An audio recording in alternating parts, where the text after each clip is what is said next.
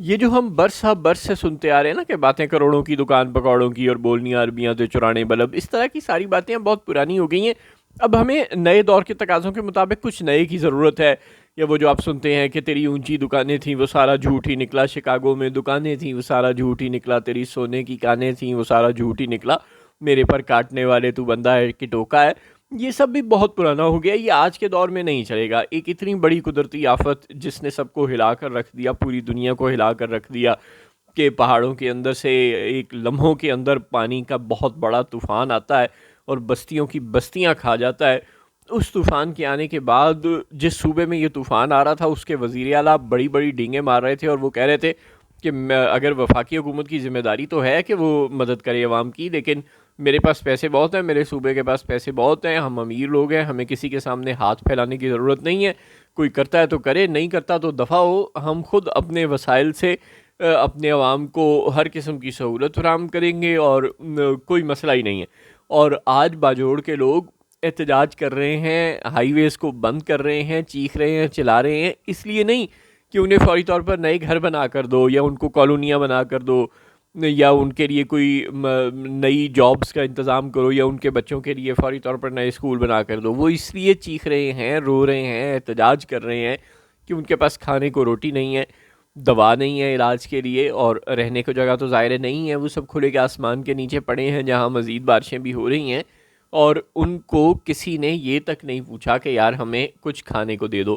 ٹھیک ہے پاک فوج صبح دوپہر شام امدادی سرگرمیوں میں مصروف ہوگی، ٹھیک ہے سول ایڈمنسٹریشن صبح دوپہر شام امدادی سرگرمیوں میں مصروف ہوگی، لیکن آپ لوگ تمام لوگوں تک نہیں پہنچ پا رہے. ظاہر ہے آفت بڑی تھی اور آپ لوگ تمام لوگوں تک نہیں پہنچ پا رہے، تو پھر باتیں اتنی لمبی لمبی کیوں کی تھیں؟ شہباز شریف صاحب سے لے کر علی امین گنڈا پور صاحب نے بطور خاص لمبی لمبی چھوڑی تھیں، لیکن وہ لمبی لمبی ہمیں اس وقت بھی ہضم نہیں ہو رہی تھیں کہ یہ اس طرح کیسے سب کو کمپنسیٹ فوری طور پر کر لیں گے. کمپنسیٹ تو آپ نے کیا کرنا ہے؟ وہ جو آپ 10-20 لاکھ کا اعلان کیا کرتے ہیں وہ پتہ نہیں کتنے سالوں میں لوگوں کو ملے گا، اور ملے گا بھی یا نہیں ملے گا. اور پھر یہ کہ آج کل گھر بنانے پر جتنے پیسے لگتے ہیں، جو آپ پارشلی ڈیمیجڈ گھر والوں کو فرض کریں 5 لاکھ روپیہ دیں گے اور مکمل ڈیمیج گھر والوں کو 10 لاکھ دیں گے، تو ان بیچاروں کا تو فریج سے لے کر ایئر کنڈیشنر سے لے کر ٹیلی ویژن سے لے کر چولہے سے لے کر پہننے والے کپڑوں سے لے کر ہر چیز سیلاب میں بہہ گئی. کوئی الماری بہہ گئی، کسی کا پلنگ بہہ گیا، کسی کا صوفہ بہہ گیا. تو وہ آپ کے دیے ہوئے کچھ پیسوں سے تو ویسے بھی مسائل حل نہیں ہونے تھے، لیکن اس وقت تو وہ لوگ خوراک تک کو رو رہے ہیں، اور آپ ایسے بے حس اور بے شرم لوگ ہیں کہ صرف باتیں کرنا جانتے ہیں اور بدقسمتی سے کام کرنا کچھ نہیں جانتے. اسی لیے عرض کر رہے ہیں کہ عمران خان کا باہر آنا بہت ضروری ہے. اور آپ لوگ سہیل وڑائچ کو ایزی لے رہے تھے اور کہہ رہے تھے کہ اس نے شان میں گستاخی کر دی کہ عمران خان کو کہہ دیا معافی مانگو. یار معافی نہ مانگو، لیکن وہ جو بٹوین دی لائنز میسج ہے اس کو سمجھنے کی کوشش کرو کہ 5 سال کی خاموشی درکار ہے اہل قوت کو. اگر 5 سال کی خاموشی عمران خان رکھ کے بنی گالہ میں بیٹھ جائیں اور کم از کم اپنی خیبر پختونخوا حکومت کو ہی مانیٹر کر لیں اور اسے ہی مجبور کر دیں، سمجھا دیں کہ وہ لوگوں کے ووٹرز کے رائٹس کو پروٹیکٹ کرے، ان سے کیے ہوئے وعدوں کو پورا کرے، تو یہی طریق انصاف کی بہت بڑی جیت ہوگی، عمران خان کی بہت بڑی جیت ہوگی. اس لیے ایسی چھوٹی موٹی سیٹلمنٹ کر کے باہر آ جانے میں کوئی حرج نہیں ہے. اگر اس سے لوگوں کو ریلیف مل سکتا ہو اور آپ کا ووٹر آپ سے دل برداشتہ نہ ہو تو یہ سودا مہنگا نہیں ہے. ورنہ جب ووٹر دل برداشتہ ہو جاتا ہے، جب سپورٹر ریاست کی سپورٹ سے دل برداشتہ ہو جاتا ہے، تو پھر وہی ہوتا ہے جو مشرقی پاکستان میں ہوا تھا اور جو اس وقت بلوچستان کے لوگوں کی حالت ہے. یہ بھی ہمارے لیے ایک پوائنٹ ٹو پونڈر ہے، لیکن بدقسمتی سے ہم سوچنے سمجھنے کے قائل ہی نہیں ہیں. اب دیکھیں 50 سال گزر گئے، لیکن اب ہمارے نائب وزیر اعظم صاحب وہاں گئے تو ان لوگوں نے کہا کہ جو آپ ہماری امداد کھا گئے تھے 71 میں سائیکلون کے نتیجے میں، جو غیر ملکی امداد آئی تھی ہمارے لیے اور وہ حکومت پاکستان ڈگار گئی تھی، وہ پیسے ہمیں واپس کرو.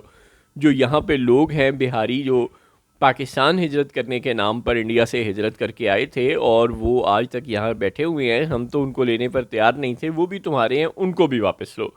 اور یہ کہ جو تم نے نسل کشی کی اس پہ معافی مانگو وغیرہ وغیرہ. یہ جو ہماری غلطیاں ہوتی ہیں نا وہ پیچھا نہیں چھوڑتی، نسلیں گزر جاتی ہیں.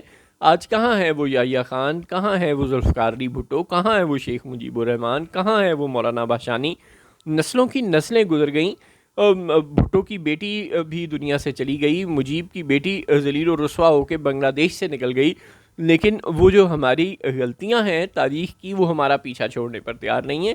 گنڈا پور صاحب برائے مہربانی ہوش کے ناخن لیں، اور پی ٹی آئی کے تمام جغادری قسم کے لوگ جنہیں سوشل میڈیا پر بیٹھ کر فضول گفتگو کرنے کے سوا، گندی زبان اختیار کرنے کے سوا بدقسمتی سے کچھ نہیں آ پا رہا، ان کے ہاتھ سے اس جماعت کی قیادت کو واپس لیں اور سلمان اکرم راجہ جیسے لوگوں کو انٹیکٹ رکھیں اپنی جماعت سے۔ جو سمجھدار 4 لوگ آپ کی جماعت میں ہیں ان کو استعمال کریں اور کسی طرح اس پولیٹیکل کرائسس کا حل نکالیں، عمران خان صاحب کو باہر لائیں اور اپنے صوبے کی حکومت کو، گورننس کو بہتر بنائیں۔ آپ کی مہربانی ہوگی۔